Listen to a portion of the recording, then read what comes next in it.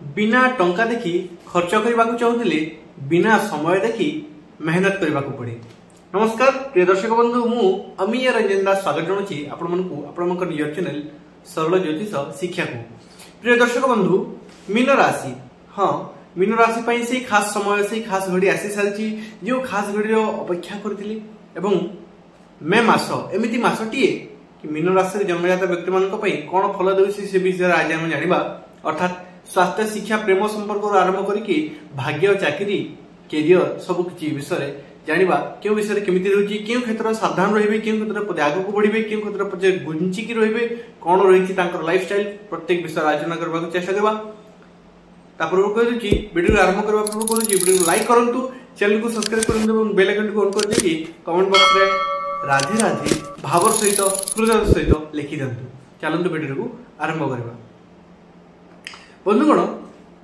Mean राशि राशि चक्र द्वादश राशि मीन राशि आप चार्ट देखिपारे। आपणकर ग्रह स्थिति कहीदिए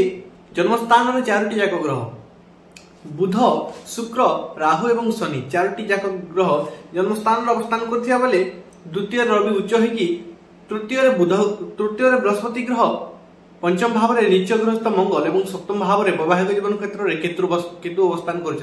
ग्रह स्थिति आपंकर मे मास को दर्शाई केमिति घटिबो केमिति घटिबो ताहा एही ग्रह स्थिति जना पड़िबो। चलतु से विषय आरंभ करबा। स्वास्थ्य ठार आरंभ करबा, कारण स्वास्थ्य ही संपद। बंधुगण, आपंकर राशि स्वामी के राशि स्वामी हे देवगुरु बृहस्पति जे कि तृतीय भाव में अवस्थान करछंती, तृतीय भाव में एवं मे 15 तारीख पर से अवस्थान करबा को जाउछंती चतुर्थ भाव में एवं राहु एवं केतु ग्रह मध्य राशि परिवर्तन करेंगे मे 18 तारीख। बंधुगण, जब देवगुरु बृहस्पति 15 तारीख पर आप चतुर्थ भाव को आसवे आपंकर जीवन अनेक किसी सुविधा आसो। एवं आपंकर स्वास्थ्य समस्या किसी छोटिया प्रोब्लेम लगी पारे, किंतु से जिनसर समाप्ति घटे 15 तारीख पर एवं 15 तारीख पर आपण जीवन में अनेक किसी सुखर लहरी चलो। जमीती आपड़ जब घर द्वार किणापी चाहते बनवाई चाहते जमी बाड़ी प्रॉपर्टी किणापी चाहते तेज जदि किसी समस्या लगी रही समाप्ति घटो और आपंकर जीवन में प्रॉपर्टी वृद्धि होवार योग देखा। 2025 मे मास 15 तारीख पर 2025 मे मास 15 तारीख पर 13 मास पर्यंत आपको शुभ रोचे। बृहस्पति चतुर्थ रोचते यही समय आपंकर जमी बाड़ी प्रॉपर्टी घर द्वार जान वाहन वृद्धि होवार योग देखा। बंधुगण, वर्तमान देखा शिक्षा शिक्षार्थी विद्यार्थी मान कही शिक्षा शिक्षा देखा पंचम भाव और पंचमाधिपति चंद्र जी की गोटे मसरे 12टी जाक राशि भ्रमण करते पंचम भाव में मंगल ग्रह अवस्थान कर नीच ग्रह नीच ग्रहिस्थ हो। बंधुगण, यही नीच ग्रहिस्थ मंगल आप शिक्षा क्षेत्र में बाधा उत्पन्न करने को चेष्टा करेंगे। आपण द्वारा किसी भूल डिसीजन किसी जितखोर डिसीजन ने। बंधुगण देखो, ग्रह सीधा सीधा आपण जीवन को आसी माने समस्या क्रिएट कर माध्यम समस्या उत्पन्न कर जुंजी था। तेज बंधुगण, आपण मुखर किसी जिद्दी कठोर वाक्य उत्पन्न माने बाहर जहाद्वारा शिक्षा क्षेत्र उपर प्रभाव पड़ो कि जिद को आसिकी कि रागी जाकि भूल डिसीजन नहीं पारती जहाद्वारा शिक्षा क्षेत्र में समस्या उत्पन्न हो। यही जिन मत देखा अन्यथा सब किसी ठीक अच्छे यहाँ नियंत्रण रखु। हूँ तो एकाग्रता भंग हम किसी समस्या माने समय अनुसार, किंतु ताहा पुणी आग को जिते बृहस्पति राशि परिवर्तन घटो से पुणी थे ठीक आसवाक लगे। बंधुगण, बर्तमान देखा लव लाइफ प्रेम जीवन देखा जाए से पंचम भाव और पंचमाधिपति से चंद्र पंचम भाव नीच ग्रह मंगल, किंतु प्रेम क्षेत्र प्रेम कारक ग्रह शुक्र से कि जन्मस्थान में ही उच्च होगी बसी बहुत शुभ। हूँ तो आपंकर प्रेम जीवन में अनेक किसी समस्या आसो, बर्तमान अनेक किसी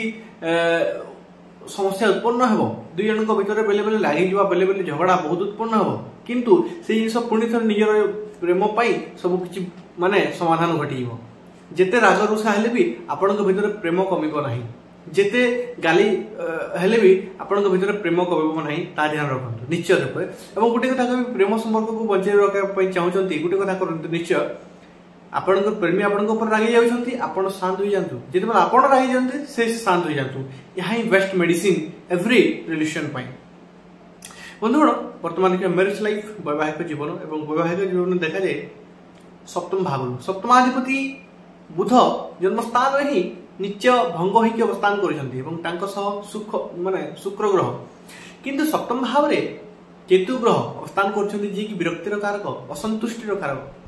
हयत आपण इयर वैवाहिक जीवन को लेकिन असंतुष्टि लगी रही पारती दाम्पत्य जीवन में किसी कलह उत्पन्न हो पाए कि असंतुष्टि रही पारे किंतु सब किसी समाधान हे मे मासरे तार समाधान घटिबो एवं मे मासरे आपन वैवाहिक जीवन पुणी थे सुखमय हिसाब से खेल मे मासरे आपन वैवाहिक जीवन सुख समृद्धि वृद्धि पाइब मुख्यतः मे 15 तारिख पर एवं मे 15 तारिख पर पुणी थे आपण दुई जन भीतर फिलिंग्स बहुत बढ़िया रहिबो किसी जो झगड़ा थिला अन्य व्यक्ति को लेकिन अन्य कौन रिजन को लेकिन तार समाधान घटिबो एवं दुई जन भीतर पुणी थे से दाम्पत्य जीवन सुख लगी रहिबो बंधुगण वर्तमान देखा भाग्य जहाँकि मोस्ट इंपोर्टेंट एवं भाग्यर मालिक मंगल जी कि पंचम भाव में नीच ग्रस्त बसी तेणुक आपड़ जी पूरापूरी भाग्य को निर्भर कर कौन कम करने चाहते बर्तमान से कम करूँ ना कौन नुआ कम आरंभ करने चाहते से कम करूँ ना कौन क्षेत्र इन्वेस्ट करने चाहते कौन क्षेत्र में शेयर मार्केट कौन क्षेत्र लगे टंका चाहते से कम करूँ ना बर्तमान अपेक्षा करूँ से जोग आपंकर भल नुहे टंका लस होबार कि भाग्य आपन को धोखा देवार जोग देखा बर्तमान बंधुगण गोचर पिशाच जोग बा श्रापित दोष निर्माण घटी जोटा कि आपन जन्मस्थान में घटुची तेणुक आपन जीवन में धोखा बा छड़ना घटार जोग देखा जदि पार्टनरशिप काम करने चाहते बर्तमान सावधान रहतु मे 18 पर्यंत और जदि करूँ पार्टनरशिप अच्छा मे 18 पर्यंत सावधान रहतु तापण छलना बा धोखा दे पारती किंबा क्षतिकारक होपारे। प्रिय दर्शक बंधु बर्तमान देखा कैरियर देखा जाए दशम भाव दशमाधिपति हेले आपण बृहस्पति जी की तृतीय भाव अवस्थान कर अवस्थान आपण जीवन हूँ संघर्ष को वृद्धि कर किंतु जिते चतुर्थ भाव को 15 तारिख पर बृहस्पति आसबे आपड़ जदि चाकरी पे प्रयत्न कौन कॉम्पिटिटिव एग्जाम में प्रयास कर पर्यंत तेरे चाकरी पाइबार जोग देखा कॉम्पिटिटिव एग्जाम क्लियर कर जोग देखा जीवन सफलता कर्मक्षेत्र सफलता पाइबार जोग देखा बंधुगण बर्तमान बिजनेस देखा जाए सप्तम भाव और सप्तमाधिपति बुध जी की जन्मस्थान में नीचे भंग होती अनेक प्रयत्न फल आप बेले बेले हारीजे किंतु भांगे ना न भांगिकी जिते आग को बढ़े से सफलता पाइपर हाँ बेले बेले आपको अनेक निराशार माने